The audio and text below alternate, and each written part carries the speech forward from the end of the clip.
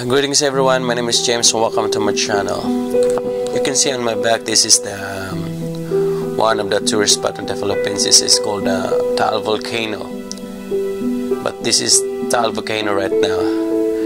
The Taal Volcano has been erupting the Philippines since Sunday. Spew some ashes up to 10 to 15 kilometers into the sky and generating some lightnings. The volcanic ash, guys, is blanketed the towns near the area or some villages, forcing hundreds of thousands of people to evacuate as they fear of a bigger eruption.